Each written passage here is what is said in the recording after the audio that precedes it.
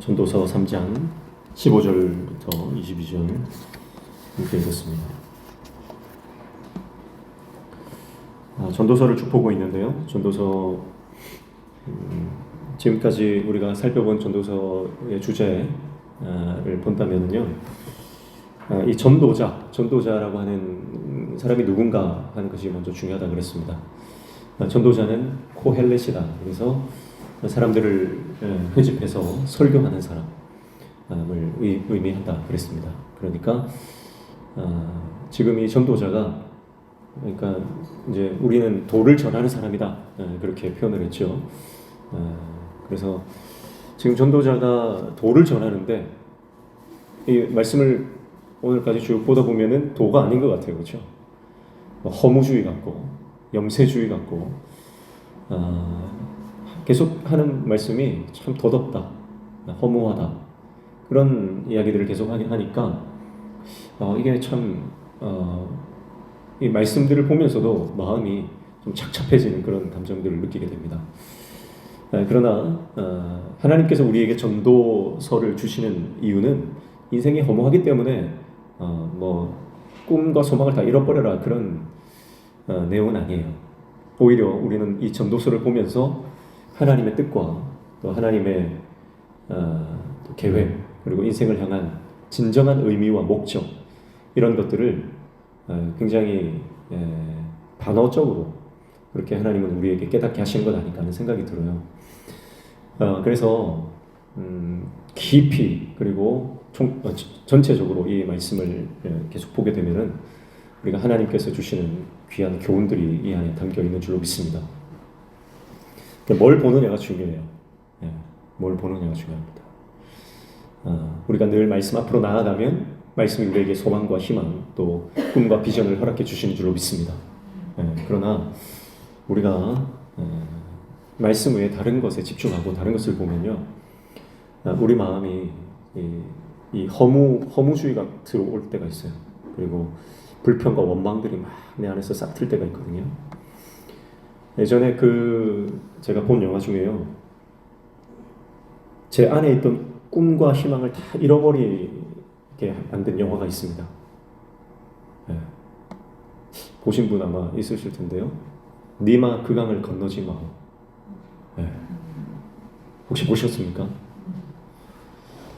제가 전에 있던 교회에서 교역자들 다 같이 단합회를 하는데 영화를 보러 가자 해가지고 그 영화를 보러 가자는 거예요. 그 영화를 봤는데 제가 그 영화를 2번 봤거든요. 첫 번째 그 영화를 보고 마음의 꿈과 희망이 다 사라지더라고요. 인생이 너무 허무한 거예요. 그리고 2번째 딱 보고 나서는요, 정말 절망이 찾아오더라고요. 굉장히 저예산 영화로 잘 만든 영화라고는 하지만 그 영화를 가만히 보다 보면 인생이 정말 더덥다, 그런 생각이 들고, 과연 내가 살아가는 목적이 뭔가, 회의주의에 빠지게 하는, 저는 개인적으로 그런 영화였어요. 물론 그 노 부부의 그 사랑, 그것이 애틋하게 이렇게 보이기는 하지만, 저는 결국은 그 할머니가 먼저 간 할아버지의 무덤 앞에서 곡을 하잖아요. 그 모습을 보는데요, 이게 인생의 실종이구나, 그런 생각이 드는 거예요. 그래서 그런 인간의 허무, 인간의 그 본질적 실존을 우리가 맞닥뜨릴 때에 이제 그 안에서 혼란스러운 거예요. 혼란스러울 수밖에 없어요. 왜냐하면 내가 이 땅에서 태어나고 살아가는 그 모든 시간들이 이렇게 더덥고 허무한 것인가 하는 생각이 들 수밖에 없기 때문에 참 허무하다는 생각이 들지만, 그것을 극복하게 하는 것, 그것을 넘어서게 하는 것이 바로 신앙인 줄로 믿습니다. 그래서 신앙이 없으면, 믿음이 없었으면 우리가 어떻게 살아갔을까, 내가 어떻게 살아갈까 하는 생각을 하게 되죠. 오늘 전도자도 그런 얘기를 하는 것 같아요. 전도자도요, 믿음 없이 이 죽음이라고 하는 인간의 한계, 넘을 수 없는 인간의 그 죽음 앞에서, 이 가장 큰 절망 앞에서 인간의 모든 것들은 굉장히 덧없는 것들이다라고 하는 것을 말하면서, 이것은 오히려 우리가 그래서 영원한 생명, 영원한 소망, 우리에게 영원한 그 꿈과 희망을 주시는 하나님이 필요하다는 것, 그것을 오히려 전도자가 말하는 것 아닌가. 뭐 학적으로, 학문적으로는요, 이 전도자는 한 명이 아니다 그래요. 또 나중에 12장에 가면 다른 사람이 등장해서 그의 말을 이렇게 또 반박한다, 이런 내용들도 있고, 여러 가지 설들이 있는데요. 저는 그렇게 꼭 볼 필요는 없다 생각하고요. 하나님께서 우리를 전도서로 주셨잖아요. 그러면 이것을 하나님의 말씀으로 받고 하나님께서 우리에게 뭘 말씀하시는지, 그게 중요하다는 거죠. 그래서 이 전도자가 어떤 사람이고 어떤 배경에서 얘기했고 전도자의 사상이 뭐고 이런 것보다는 결국 우리에게 주어진 이 하나님의 말씀이 하나님께서 지금 나에게 무엇을 말씀하시는가, 그것이 더 중요하다, 그렇게 생각되어집니다. 그래서 허무하다. 이것은 좀 바른 좋은 해석은 아니다 그랬어요. 이 허무하다라고 하는 것은 히브리어로 헤벨이다 그랬어요. 이 헤벨이라고 하는 것은 짧은 시간을 말하는 거예요. 잠시 있다가 사라지는 것을 말했어요. 그래서 우리가 한숨 쉬는 것처럼, 아침 안개가 해가 뜨면 사라지는 것처럼, 인간의 짧은 시간, 하나님의 올람, 영혼의 시간에 비해서 굉장히 짧고 순간적인 우리의 삶, 그것을 말할 때 헤벨이다, 허무하다 이렇게 말했는데요. 그래서 허무하다 계속 이렇게 하니까 인생의 허무주의를 말하는 것 같지만, 하나님의 영원성에 비해서 인간은 순간적이고 짧은 인생을 살아간다, 그것을 말하는 거라고 그랬어요. 그러면서 전도자가 가만히 보니까 다 이해할 수가 없다. 인생에서 일어나는 모든 일들이 이해 불가다, 그런 말을 하는데요.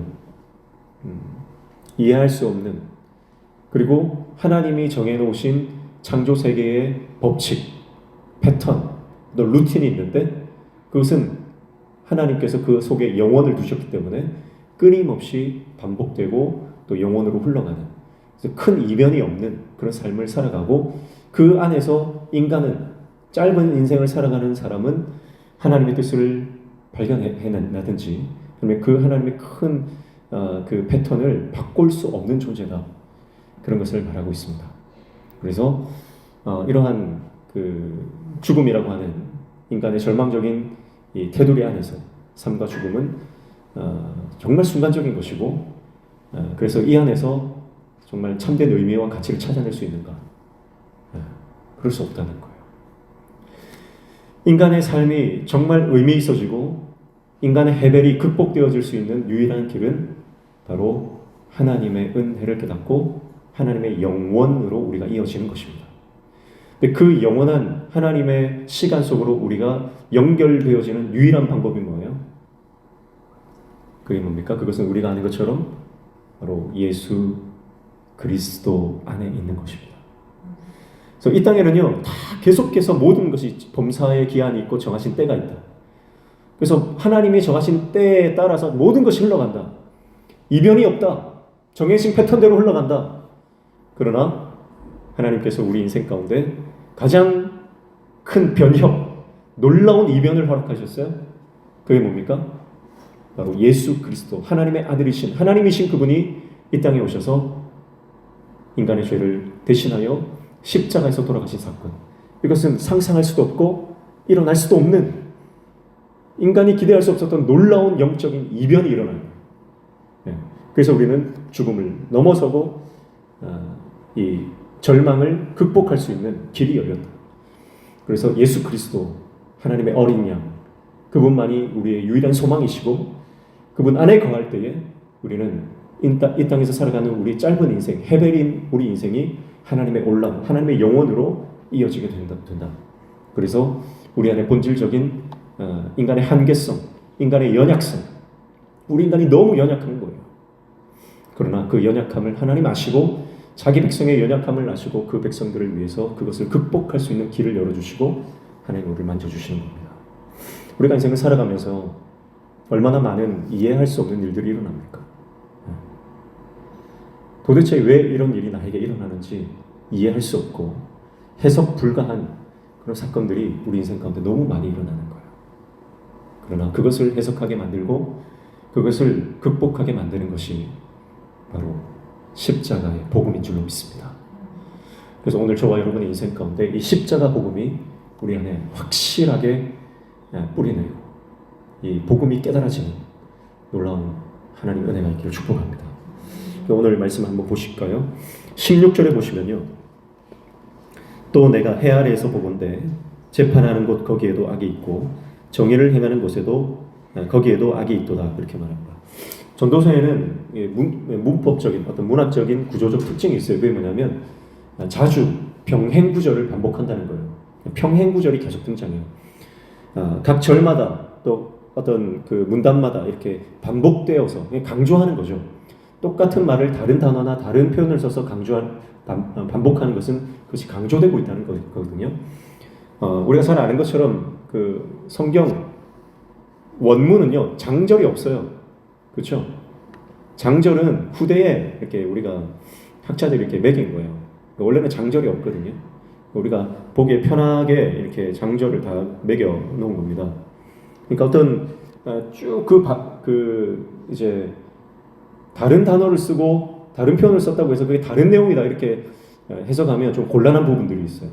오늘 16절도 그런 거예요. 해 아래서 보건대 재판하는 곳 거기에도 악이 있고 정의를 행하는 곳 거기에도 악이 있다. 그러니까 재판하는 곳이 어디냐, 정의를 행하는 곳이 어디냐, 이게 이제 다른 것이 아니라는 거예요. 같은 거예요. 그러니까 정의가 행해져야 되는 그곳에 그게 어디든지 간에 그게 뭐 세상 법정이든 아니면 그게 뭐 정치든 아니면 그게 교회든 가정이든 그게 어디든 간에 하나님의 정의가 행해져야 할 그곳에서 오히려 악한 일들이 일어나는 것을 전도자가 보는 겁니다. 그것을 깨닫게 되는 거죠. 그래서 재판이라고 하는 것은 미시파트라고 하는 단어를 쓰죠. 재판하는 겁니다. 그리고 정의라고 하는 것은 체데크, 의롭다, 정의를 말하는 거죠. 하나님의 공의로운 심판과 하나님의 정의가 행해져야 될 곳에서 하나님의 정의가 실현되지 않고 시행되지 않고 오히려 악한 사람의 뜻이 그 안에서 발생하고 구조적으로 악한 이 구조적 모순 안에 우리가 갇혀서 살아간다라고 하는 것을 앞에서도 계속했던 내용이에요. 그 내용을 다시 전도자가 강조하고 있는 것을 볼 수가 있습니다. 세상은 그렇다 치더라도요. 교회는 그러면 안 되잖아요. 세상은 그렇다 치더라도 하나님을 믿는 사람은 그러면 안 되잖아요. 근데 하나님 믿는 사람들조차 그렇다. 그런 거예요. 이 전도자가 보니까 정말 하나님을 믿는다고 하는데 정말 의롭게 살아간다고 하는 사람들조차도 하나님의 뜻대로 살아가지 않고 하나님의 뜻대로 판결하지 않고 정의를 위해서 살아가는 것이 아니라 자기 자신의 유익과 자기 자신의 만족과 자기 자신만을 위해서 살아가면서 그것 때문에 일어나는 모든 불의함들, 그런 것들 때문에 전도자는 인생이 혼란스러울 수 있다. 인생이 해석이 되지 않을 수 있다라고 하는 이야기를 하고 있는 것입니다. 학교를 보십시오. 공교육이 실현되어야 될 학교에서 이제는 모든 교권이 무너져 있습니다. 그래서 지금 학교 교육은 이제 거의 중요하지 않다. 오히려 왜 그런지 모르겠지만 사교육이 더 계속 중요해집니다. 그렇죠? 이걸 잡으려고 해도 잡아지지가 않아요. 그래서 학교는 잠시 거쳐가는 것이고 진짜 공부는 어디서 합니까? 학원에서 과외로 하고 다 그렇게 하는 거예요. 가정도 마찬가지입니다. 가정에서 특별히 믿음의 가정에서 자녀들이 하나님의 공의와 하나님의 법도로 양육받고 교육받고 가정에서 자라나야 합니다. 근데 믿음의 가정이라고 하면서도 가정에서 하나님 말씀보다는 세상 가치로 그 아이들을 양육하고 세상의 원리와 논리로 아이들을 양육하는 것을 보게 됩니다. 하나님의 공의, 하나님의 법칙은 사라져요. 교회도 그렇죠.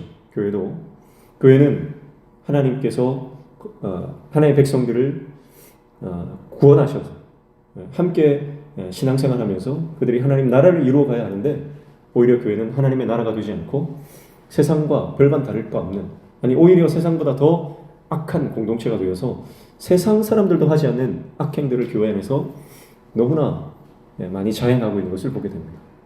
그런 현실들을 보는 거예요. 목사파, 장로파가 갈라져서 목사 반대파들은 목사가 설교할 때 막 북을 치고 장구를 치고 책상을 두드리고 그렇게 했던 것이 한국교회 아픈 역사인데 지금도 그런 일들이 일어나고 있어요. 지금도. 어떻게 미개하게 그런 일을 할 수 있느냐? 근데 지금도 일어나고 있고요. 우리도 그렇게 될 수 있어요. 교회 안에서 패가 갈라지고 교회 안에서 우리가 우리의 적이 누군지 망각하게 되면요. 서로 우리 안에서 싸우게 되고 분열하게 되고 갈등하게 되는 것이죠. 그래서 제가 처음 사역 나갔던 교회는요. 그 교회도 갈라진 쪼개진 교회였어요. 근데 그 교회 목사님, 그 목회자 반대파들이 장로파들이 목사님을 향해서 조폭을 막 동원하고 뭐 용역들을 불러다가 막 살수차를 가져와가지고 막 물을 뿌리고 그랬대요. 그래가지고 그 목사님을 향해서 막 물을 뿌리고 하는데 그 전도사님이 그 목사님 앞에서 본인이 이렇게 물을 다 막아주신 거예요. 나중에 이제 그 목사님이 돌아가시고 나서 교회가 목회자를 구할 때 그때 우리 돌아가신 목사님 끝까지 그 물대포를 대신 맞아주시던 그 목회자를 부르자. 그래가지고 그분을 청빙하는 그런 일들이 있었습니다. 참 그 교회, 한국 교회 아픈 역사죠. 아픈 역사. 지금도 그런 일들이 많이 일어나고 있어요. 교회에 대한 이야기를 하자면 끝이 없죠. 교회에 대한 이야기를 하자면 끝이 없습니다. 어떤 목사님이 그러더라고요. 복음의 반대말은 자랑이다. 그런 말을 하더라고요. 맞는 것 같습니다. 자랑은 복음의 반대말이에요. 복음의 사람이 되면 자기 의와 자기 자랑이 사라지게 됩니다. 내가 내 자아를 십자가에 못 박으면요, 자기 자랑이 사라져요. 내 의가 사라져요. 오직 하나님의 뜻과 하나님만을 자랑하게 됩니다. 그래서 교회를 선택할 때 그 목사님이 그러더라고요. 여러분들이 혹시 교회를 이사를 간다든지 이민을 간다든지 여러 가지 여타 사정으로 인해서 교회를 떠나게 되면 이런 교회는 가지 마라. 교회 예산을 자랑하는 교회, 교회 규모를 자랑하는 교회, 목회자가 유명하다고 자랑하는 교회, 그런 교회는 가지 마라. 그런 교회는 꼭 피해야 된다. 오직 어린 양 예수 그리스도만 드러나고 예수님만 자랑하는 교회로 가라. 그런 말을 하시던데 굉장히 감동이 되더라고요. 오늘 우리 교회가 예수님만 자랑하는 교회 되시길 축복합니다. 어린 양 되신 예수 그리스도만을 사모하는 교회가 되어야 됩니다. 온 성도들이 예수 그리스도만을 사모할 때 교회는 하나 됩니다. 어린 양이신 예수 그리스도만을 간구하고 그분만을 원할 때 교회는 하나 되게 되는 줄로 믿습니다. 그래서 적그리스도가 하는 것은 힘을 과시하는 거예요. 힘을 과시하는. 그래서 하나님의 공동체는요, 힘을 과시하지 않습니다. 그런데 이게 세상의 공동체가 되면 예수 그리스도의 영이 우리 안에 없으면 이 교회가 이 세상 이 공동체, 정치판이 되는 거예요. 그래서 누가 더 힘이 센가? 누가 더 세력이 있는가? 그런 것들로 교회가 싸우게 됩니다. 그래서 교회가 사탄의 놀이터가 되는 거죠. 오늘 저와 여러분의 가정과 또 교회가 오직 어린 양 예수 그리스도만을 사모하고 주님만을 높이며 하나님만을 자랑하는 그런 공동체가 되어야 될 줄로 믿습니다. 교회는요, 복음적인 삶을 살고 그 삶을 나누는 곳입니다. 그게 없으면 교회가 아닙니다. 교회는 하나님의 사람들이 복음적인 삶을 살다가 어떻게 하면 복음을 전할까?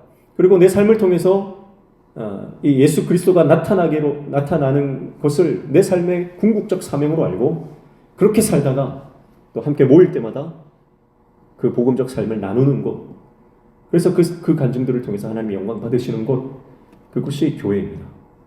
그래서 교회에서는 하나님만 드러나셔야 되고요, 하나님만 높임 받으셔야 되고 예수만 우리 삶 가운데 드러나야 하는 것이죠.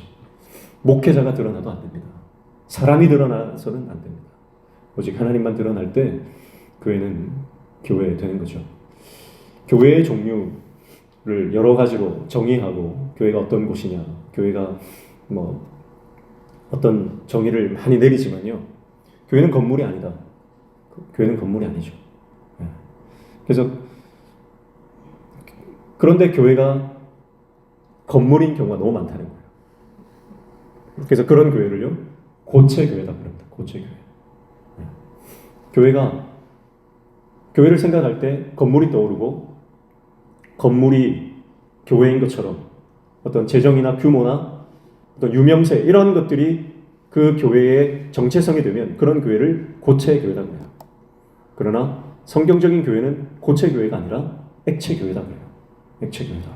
그래서 세상 가운데 흘러 들어가서 스며들고 그리고 그 형태가 없더라도 예수 믿는 그 사람이 교회가 되어서 그가 어디든지 가장 낮은 곳으로 흘러 들어갈 수 있는 그것이 액체교회다.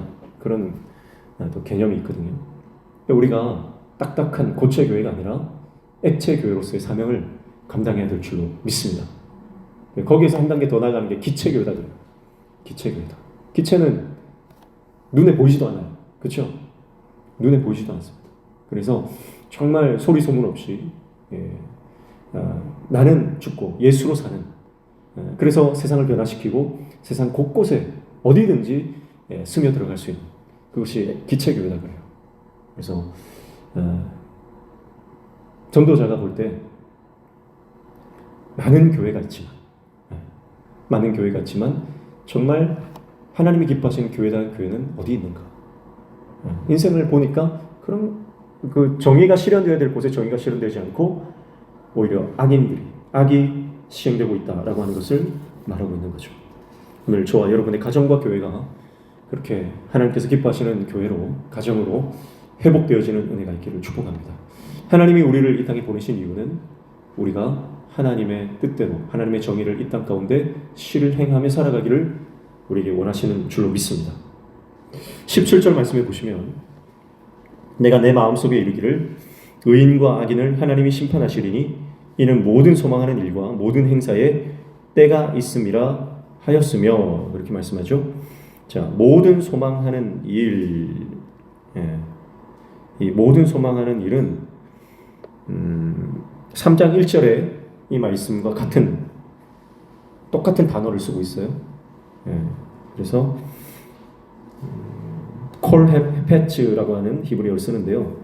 범사의 기한이 있고 만사가 다 때가 있다. 이 말과 똑같은 겁니다. 그런데 소망이라는 그런 개념은 없거든요. 그러니까 모든 일이라고 보시면 됩니다. 이 모든 일에 하나님의 때가 있다. 그렇게 말하죠. 때가 있다. 그러니까 앞에 1절부터 8절까지 했던 그 14가지의 모든 때들, 그 쌍을 이루는 그 때들을 다시 한번 말씀하고 있는 건데 그 앞에 보면 의인과 악인을 하나님이 심판하신다 그랬어요. 여기서 심판은 뭐냐면 죽음을 말합니다. 의인과 악인은 당하는 심판이 다르잖아요. 그래서 여기에서 말하는 심판은 의인과 악인이 동일하게 당하는 심판을 말해요. 그 심판이 뭡니까? 바로 죽음이라는 거죠. 그러니까 이제 큰 틀에서 전도자가 계속 얘기하는 것이 죽음이라고 하는 틀 안에서 모든 사람은 동일하고 사람뿐만 아니라 이제 뭐까지 나가냐면요. 동물도 이 피차일반이다. 그 이야기를 하는 겁니다. 그래서 18절 보시면요. 내가 내 마음속으로 이르기를 인생들의 일에 대하여 하나님이 그들을 시험하시리니 그들이 자기가 짐승과 다름이 없는 줄을 깨닫게 하려 하심이라 하였노라. 그렇게 말하죠. 그래서 사람도 죽고 짐승도 죽는다는 거예요. 여기서 말하는 시험한다라고 하는 말은요. 바라드라고 하는 겁니다. 이것은 청소하다, 깨끗하게 하다, 제거하다 이런 뜻이에요. 그래서 시험하다라고 하는 것으로 해석하는 것은 별로 좋은 해석이 아닙니다. 그래서 이것은 앞에 나왔던 심판한다, 죽는다 이 말과 같은 것으로 보시면 돼요. 그러니까 아까 처음에 제가 말씀드렸던 17절과 18절은 평행구절이에요. 평행구절이에요. 강조하는 겁니다. 다른 말이 아니에요. 그러니까 다시 해석하면 뭐예요? 인생들은 죽는다. 짐승도 죽는다. 의인과 악인도 죽는다. 밑에는 사람도 죽고 짐승도 죽는다. 그 말이죠. 그러니까 사람과 동물 모두 흙으로 창조되었죠. 그래서 흙으로 돌아간다. 창세기 1장에는요. 인간이 창조되었는데 짐승과는 다르다는 걸 강조합니다. 그렇죠? 그래서 그 코에 생기를 불어넣으셨어요. 생명이 되었고 그 모든 것을 다스리도록 하나님이 인간을 창조하셨다. 근데 창세기 1장의 인간과는요. 만물의 영장으로서 영적인 존재로서 하나님께서 인간을 독특하고 특별하게 창조하셨다라고 하는 것을 말씀하고 있어요. 그러나 창세기 2장에 가면요. 흙으로 사람을 지으셨다라고 하는 걸 강조하면서 인간이 흙으로 태어나서 흙으로 돌아가는 존재라고 하는 것을 강조해요. 그러니까 이 전도자에게 있어서 사람과 동물 모두 흙으로 창조되어서 흙으로 돌아간다는 이 창세기 2장의 창조관이 깔려 있는 걸 알 수가 있어요. 네. 자, 여러분 하나님 없는 인생은 존재론적으로 짐승과 다르지 않습니다. 생물학적으로 별 차이가 없어요. 그렇죠? 오히려요 인간보다 짐승들이 동물들이 더 대단한 능력을 가진 짐승들이 많아요. 그렇죠? 막 초음파를 쏜다든지 사람보다 더 훨씬 더 오래 사는 짐승도 있고요. 그리고 어떤 그 생물은요 계속해서 죽지 않는 동물도 있거든요. 네. 계속해서 이렇게 그 탈피를 하면서요 죽지 않는 영원히 이렇게 사는 동물도 있더라고요. 사실 생물학적으로 봤을 때는 차이가 없다는 거예요. 그러나 짐승과 사람 또 악인과 의인을 나누는 단 한 가지가 뭐예요? 그것은 바로 우리 안에 있는 믿음인 줄로 믿습니다. 하나님의 성령이 내 안에 계시느냐, 하나님의 그 영이 내 안에 있느냐, 그것이 내 삶을 의미 있게 만드는 유일한 가치가 되는 것입니다. 19절부터 21절 보면 이제 그 죽음이라고 하는 이 숙명 때문에 모든 인생은 헤벨이고 짐승도 이와 같다는 것을 한 번 더 말하고 있습니다.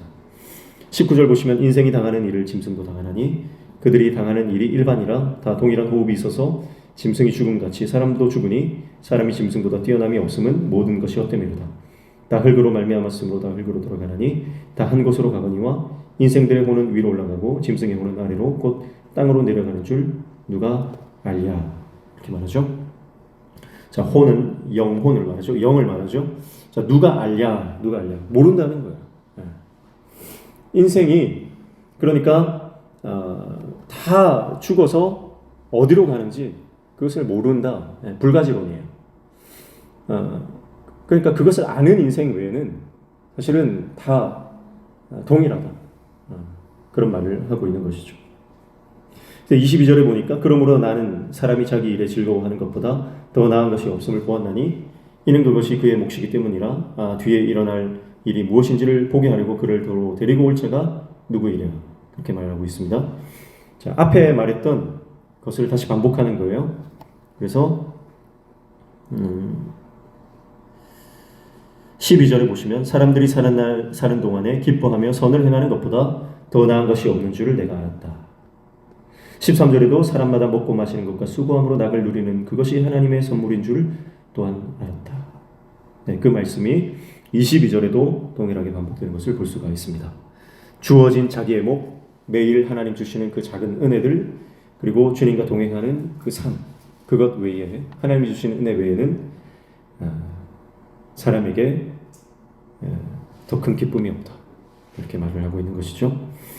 자, 그래서 헤벨, 순간적이고 짧은 인생, 그리고 이해할 수 없는 이해 불가의 인생, 이 헤벨의 존재가 하나님의 올람의 세계에서 어떻게 살아가야 하느냐, 그것은 그 결론은 앞서서 가운데에 그 결론을 맺고 있습니다. 그것은 바로 첫 번째는 하나님의 은혜를 아는 인생이다 그랬죠. 13절입니다. 사람마다 먹고 마시는 것과 수고함으로 낙을 누리는 그것이 하나님의 선물인 줄도 또한 알았도다. 하나님의 선물, 하나님의 은혜입니다. 하나님의 은혜를 아는 백성이 되어야 된다. 그리고 두 번째는 14절에 하나님께서 행하시는 모든 것은 영원히 있을 것이라 그 위에 더할 수도 없고 그것에서 덜 할 수도 없나니 하나님이 이같이 행하심은 사람들이 그의 앞에서 경외하게 하려 하심인 줄을 내가 알았도다.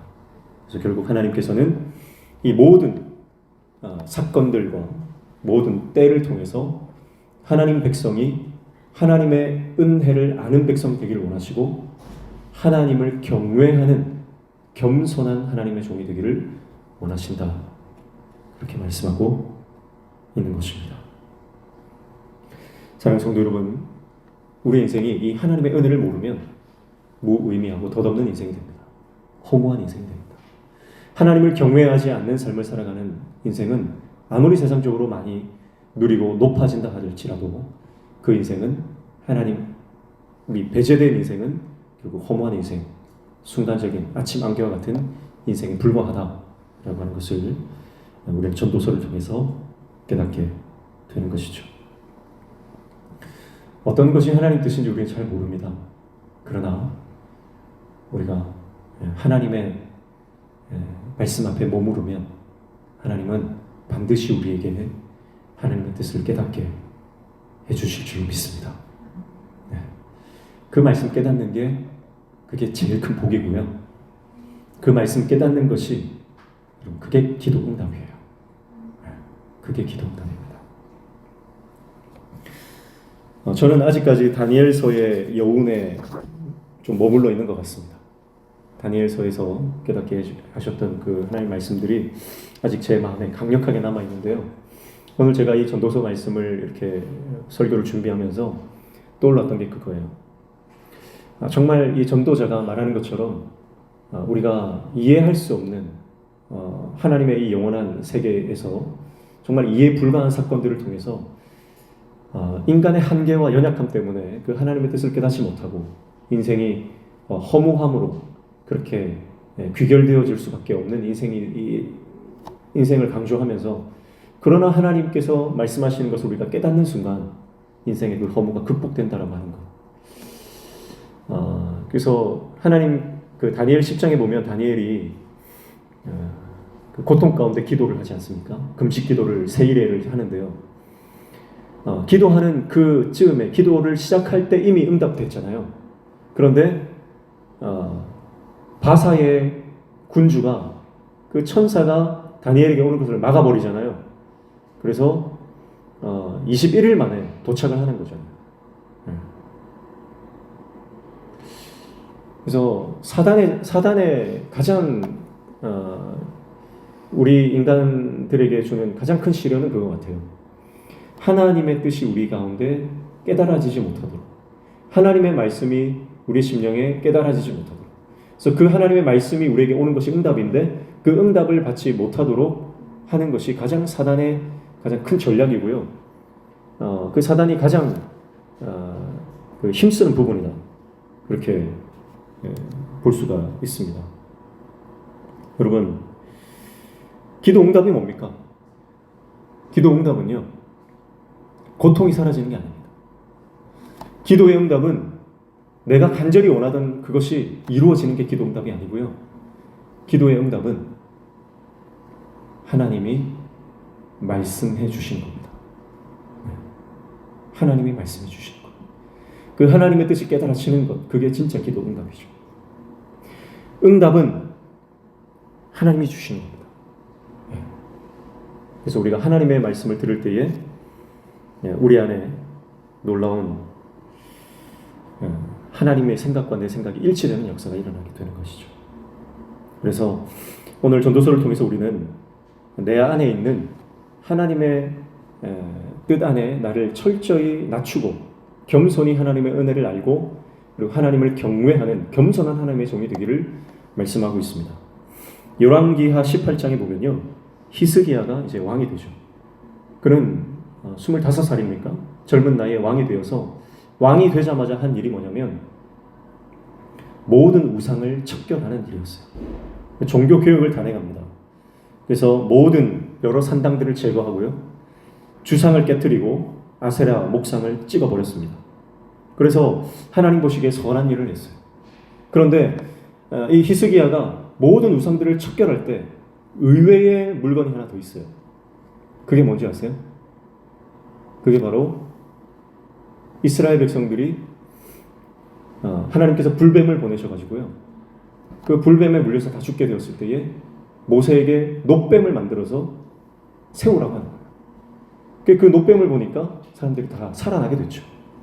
그런데 그 놋뱀이요, 히스기야가 왕이 되었을 그 당시에도 놋뱀 그 그 조각이 있었어요. 근데 히스기야가 그걸 부숴버립니다. 그것을 부숴버려요. 왜 그랬을까요? 그거 하나님 선물이잖아요. 하나님이 주신 거잖아요. 그 놋뱀을 보고 선조들이 다 살아난 역사적인 유물이잖아요. 그런데 히스기야가 그 놋뱀을 과감하게 부숴버립니다. 왜냐하면 그때 당시에 사람들이 그 놋뱀을 향해서 분향했다고 그랬거든요. 놋뱀을 향해서 분향했다. 그러니까 아무리 하나님이 주신 좋은 것이라도요, 하나님 자리에 올라가 있으니까 히스기야가 그것을 완전히 파괴해버립니다. 그것은 우상일 뿐인 거죠. 하나님께로부터 왔기 때문에, 하나님이 주신 거기 때문에, 그리고 하나님의 백성들을 치루했던 굉장히 선한 것이기 때문에 그것은 놔두는 것이 아니라요, 백성들이 그것을 음란하게 섬기니까 그것을 과감하게 그것을 부숴버립니다. 그래서 그것을 부서진 그 놋뱀을 보면서 사람들이 뭐라고 하냐면 느후스단이다. 느후스단이다. 무슨 말이냐면 놋 조각이다. 그것은 놋으로 만든 조각에 불과하다. 그래서 느후스단이라고 불리게 됩니다. 사랑하는 성도 여러분, 우리 인생 가운데도요, 하나님의 은혜를 모르고 하나님을 경외하는 삶을 사는 게 아니라 오히려 내 자랑을 하고 나를 드러내고 내가 높임 받으려고 하는 이 놋뱀이 들어있습니다. 하나님 그걸 깨기를 원하십니다.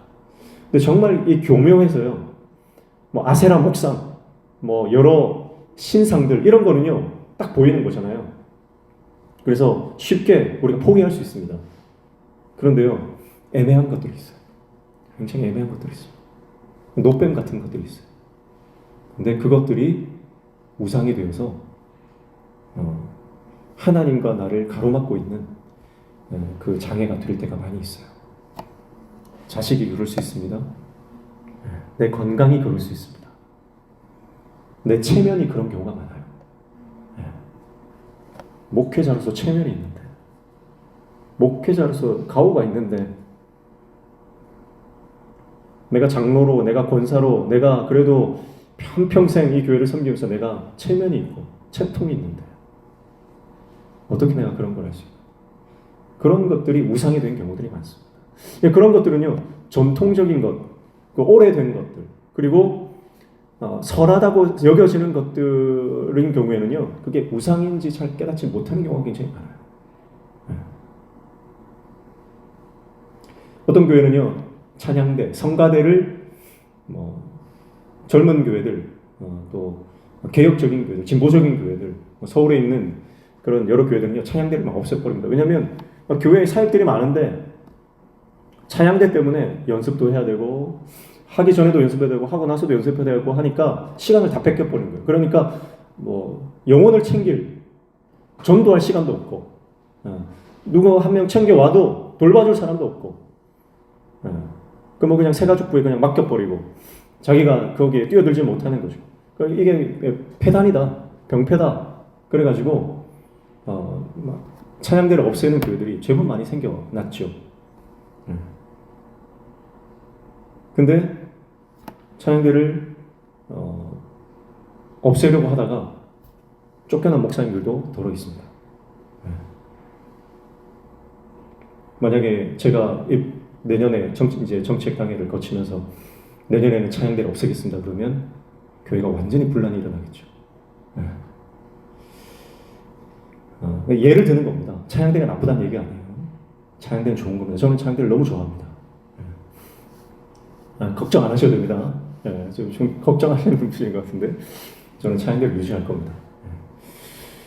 그런데 그런 정통적인 것들, 그것 때문에 교회가 갈라지고 그것 때문에 교회가 쪼개진다면, 그것 때문에 분열이 일어난다면 그것은 우상일 수 있다는 거예요. 목회자 입장에서 마찬가지예요. 성경적인데 이게 하나님 뜻인데 하고 밀고 나갈 수 있거든요. 근데 그렇게 밀고 나갈 필요가 없는 거예요. 왜냐면 그게 내 의가 될 수 있거든요. 내 의가 될 수 있어요. 우상이 될 것들이 너무 많습니다. 자기 의가 되는 것, 그건 다 우상이 되는 거예요. 주위의 동료 목사님들이나 동기 목사님들 또 아는 목사님들이 그래요. 우리는 이제 전임 사역자가 없기 때문에 뭐 제가 새벽부터 수요, 금요, 주일, 뭐 오전, 오후 거의 다 제가 하니까요. 일주일에 뭐 설교를 10편 이상씩 이렇게 해야 되니까 그 공목사 너무 무리하는 거 아니냐. 너무 무리하는 거 아니냐. 그렇게 하다가 일찍 간다. 그런 얘기를 많이 하면 걱정스러운 얘기를 많이 합니다. 근데 처음에는 이제 그게 저도 잘 몰랐어요. 잘 몰랐는데 이게요 1년이 지나고 1년 반이 지금 지나잖아요. 그러니까 이게 어느 순간 내 의가 되는 거예요. 나는 이만큼 한다는 거죠. 당신들은 그렇게 안 하지 않느냐. 나는 이만큼 한다. 그런 생각이 스물스물 올라오더라고요. 하게 인간 별거 아니구나. 사람이 별거 아니구나. 내가 설교 몇 편 더 한다고 자기 의가 내 안에서 꿈틀거리기 시작하는 걸 제가 느꼈습니다. 그게 우상이 되는 거죠. 저는 목회자가 반드시 안식년을 가야 된다 그렇게 생각해요. 반드시. 네. 왜 그렇게 생각하냐면요. 뭐 교회에서 보내주시면 가고 안 보내주시면 안 가는 거지만 보내주실 줄로 믿습니다. 근데 안 보내주셔도 어쩔 수 없지만 저는 반드시 목회자가 안식년을 가야 된다 생각해요. 뭐 1년은 못 가겠죠. 그러나 한 달이든 보름이든 반드시 안식년을 가야 되고요. 휴가도 반드시 가야 된다 생각해요. 왜냐면요. 휴가도 안 가고 안식년도 안 가면요. 내가 교회 주인 된 줄 알아요. 내가 없으면 교회가 안 돌아간다고 생각해요. 근데 안식년을 통해서 내가 한 달, 두 달 교회를 빠졌는데도 교회가 잘 돌아가는 거예요. 휴가를 뭐 보름, 뭐 이렇게 뭐 일주일 갔다 왔는데도 하나님의 교회는 하나님 하시는 거구나. 목회자가 그걸 깨닫는 거예요. 근데 그거 없이 계속 내가 그 자리를 지키면 그 자리 지키는 게 우상이 된다니까요. 네. 인간이 물론 그렇게 해도 겸손하게 하나님 섬기는 주의 종들이 많이 있습니다. 근데 저는 안 그래요. 저는 안 그렇습니다. 네. 무슨 말인지 아시겠죠? 네. 우리가 다 똑같아요. 그렇기 때문에 우리 안에 내가 하나님의 뜻이라고 생각하면서 하나님의 뜻이 아닌 경우가 많다는 거죠. 그게 우상이 되고 그것이 하나님의 뜻을 가로막는 그런 장애물이 되는 경우가 많다는 거죠. 그래서 히스기야는 이스라엘 자손이 노뱀을 향하여 분향하는 것을 참지 않습니다. 그건 좋은 거니까, 좋은 유물이니까, 좋은 전통이니까 보존해야 되지 않느냐. 과감하게 없애버립니다. 하나님 외에 다른 것은 절대 하나님 자리에 올라설 수 없다는 그의 신앙 고백이 있었기 때문입니다.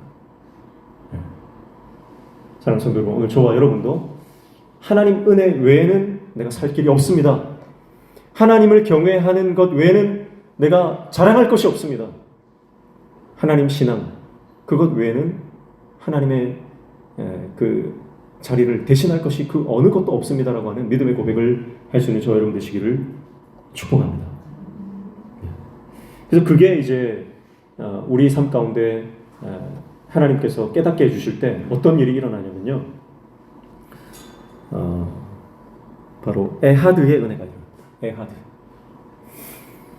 스가랴 14장 9절 말씀에 보면 이렇게 말씀합니다. 여호와께서 천하의 왕이 되시리니 그날에는 여호와께서 홀로 한 분이실 것이요 그의 이름이 홀로 하나이실 것이라 그렇게 말해요.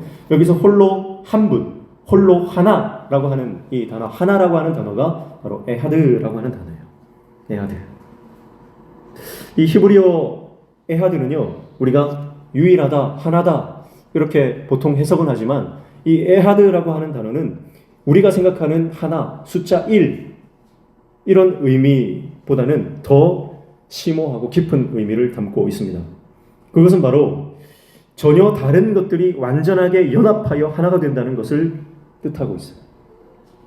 그래서 이 온전한 연합, 완전한 연합을 말할 때 에하드라고 하는 단어를 씁니다. 예를 들면 빛과 어둠이 낮과 밤이 연합하여 하루가 되죠. 그래서 온전한 연합이 됩니다. 낮과 밤이 하나가 될 수 없잖아요. 근데 하나님 안에서는요, 낮과 밤이 유대식으로는 밤이 되고 아침이 되니 밤이 시작이고 낮이 마감이잖아요.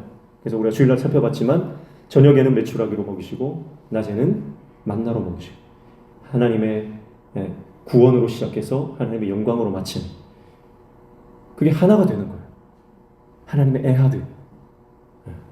불기둥과 구름기둥으로 이스라엘 백성을 인도하시죠.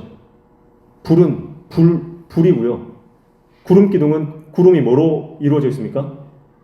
구름기둥 물이잖아요. 그러니까 구름기둥은 다른 말로 물기둥이거든요. 불과 물이 하나 될 수 있나요? 불과 물은 하나 될 수 없는데 하나님은 그 불과 물로 이스라엘 백성을 이끌고 가십니다. 불과 물이 하나 되는 거, 에하드 되는 거예요. 이게 하나님의 에하드입니다. 예수 그리스도의 십자가와 부활이 그것과 같습니다. 십자가와 부활은 하나가 아니죠. 십자가는 저주고 부활은 영광입니다. 그런데 예수 그리스도로 말미암아 십자가와 부활은 하나님의 복음이 되는 거예요.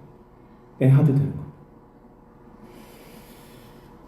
그래서 죽음과 그분의 부활, 또 죽음과 부활도 예수 그리스도 안에서는 에하드가 되는 거죠. 그래서 하나님의 에하드가 우리 삶 가운데 들어올 때 우리는 전도자가 고민했던 죽음이라고 하는 것이 하나님의 생명으로 하나님의 부활로 옮겨가는 놀라운 체험을 하게 되는 것이죠. 예수님께서는 요한복음 17장 21절 이하에 이렇게 말씀합니다. 아버지여 아버지께서 내 안에 내가 아버지 안에 있는 것 같이 그들도 다 하나가 되어 우리 안에 있게 하사 세상으로 아버지께서 나를 보내신 것을 믿게 하옵소서. 내게 주신 영광을 내가 그들에게 주었사오니 이는 우리가 하나 된 것 같이 그들도 하나 되게 하려 함이니이다. 23절에 곧 내가 그들 안에 있고 아버지께서 내 안에 계시어 그들도 온전함을 이루어 하나가 되게 하려 함은 아버지께서 나를 보내신 것과 또 나를 사랑하신 같이 그들도 사랑하신 것을 세상으로 알게 하려 함이로소이다. 그렇게 말씀하고 있어요. 예수님은 마지막 이 땅을 떠나실 때 한 가지 구하셨어요. 그게 뭐냐면 당신이 사랑하는 이 땅의 제자들이 하나님과 하나 되는 것이었습니다. 그리고 그들이 서로 믿음 안에서 성령 안에서 하나 되는 것이었습니다. 예수님은 마지막까지 하나 됨을 구하셨습니다. 그게 에하드예요. 에하드. 그러니까 아까도 말씀드렸지만 기도의 응답이라고 하는 것은요, 내 문제가 해결되는 것이 기도 응답이 아니고 내가 바랬던 간절한 소원이 이루어지는 것이 그것이 기도의 응답이 아니라 하나님의 뜻이 나의 뜻과 일치되는 것, 아니 내 뜻이 하나님의 그분의 뜻에 맞추어지는 것, 에하드의 역사가 일어나는 것, 그것이 기도의 응답이다라고 하는 것입니다. 그래서 하나님의 생각과 나의 생각이 연합하고 일치하여 하나가 되는 그것이 바로 하나님의 백성들이 누릴 수 있는 가장 큰 은혜요 복이다라고 하는 것입니다. 이 에하드의 은혜가 일어날 때 이 역사를 통해서 우리는 죽음도 해석됩니다. 죽음도 해석됩니다.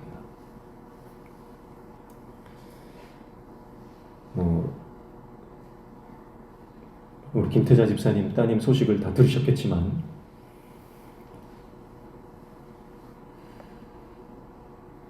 지난 주간에 정확한 일치는 알 수 없지만 우리 김태자 집사님 따님께서 별세하셨습니다. 그러나 너무나 감사한 것은요,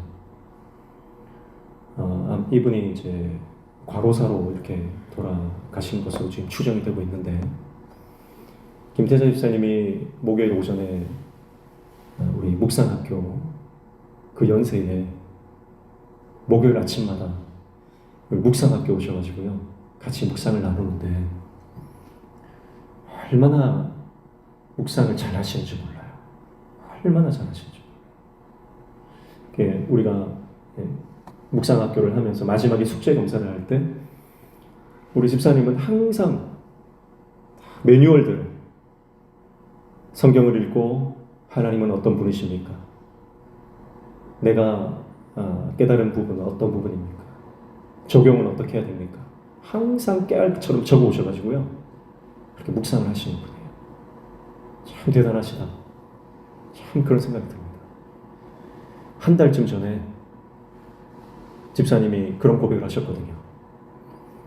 그렇게 예수 믿으라고 하던 딸이 예수님을 안 믿다가 미국에서 예수 믿었다고 연락이 왔다는 거예요. 그래서 엄마 더 기도해야 된다고. 더 기도해라. 나도 기도하고 있다. 예수 믿는 게 이런 게 좋은지 몰랐다. 그 말씀을 하실 때 우리 묵상팀이 얼마나 기뻐했는지 몰라요. 얼마나 기뻐했는지 몰라요. 그러고 나서 약 한 달 정도 시간이 지나서 따님이 젊은 나이에 요절을 하셨습니다. 그러나 우리는 압니다. 하나님이 그분을 사랑하셨다는 것, 그리고 어머니의 기도를 하나님이 들으셨다는 것. 그래서 죽음이 해석되는 겁니다. 주님이 있기에, 복음이 있기에, 하나님이 살아계시기에 우리가 당하는 모든 이해 불가한 이 땅의 일들은 비로소 하나님의 그 말씀과 복음 안에서 해석되어지고 우리는 그 말씀을 통해서 위로와 소망을 얻게 되는 것이죠. 사랑하는 성도 여러분, 하나님 없는 인생은 전도서에서 말하는 정말 헤벨과 같습니다. 그러나 우리가 하나님 예수 그리스도의 십자가를 소유한 그 사람은 더 이상 짧은 인생, 덧없는 인생, 헤벨의 인생이 아니라 하나님의 영혼으로 들어가는 하나님의 올라움을 누리는 인생이 될 줄로 믿습니다. 하나님 오늘 우리에게 이 전도서를 통해서 놀라운 그 은혜를 허락해 주시고요. 결국은 내 낮은 신앙의 수준이나 나의 작은 얕은 생각이 아니라 내 모든 생각이 하나님의 그 뜻과 하나님의 계획 안으로 들어가게 되는 이 에하드의 은혜가 우리 안에 일어나게 되는 것이죠. 예수님이 하나님과 하나였던 것처럼 오늘 우리도 주님과 하나 되어 주님과 연합하여 주님과 동행하는 삶을 살아갈 때 우리 인생 가운데 끊임없이 던져지는 해석 불가능한 그 모든 질문들, 그것은 비로소 하나님 안에서 해석되어지고 지금은 내가 모를지라도 결국은 하나님은 신실하시다라고 하는 그 믿음 때문에 우리는 끝까지 이 믿음의 여정을 포기하지 않고 걸어가게 되는 줄로 믿습니다. 그 은혜를 누리는 저와 여러분 되시기를 축복합니다. 예수 그리스도 그 어린 양 외에 사모할 것이 없습니다.